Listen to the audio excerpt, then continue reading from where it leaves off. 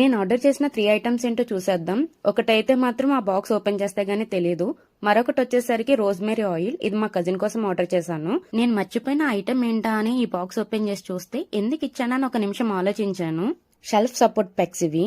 Drilling అవసరం లేకుండా shelves కి సపోర్ట్ గా మనం వీటిని యూజ్ చేసుకోవచ్చు. ఎప్పుడో విష్ లిస్ట్ లో పెట్టుకున్నాను.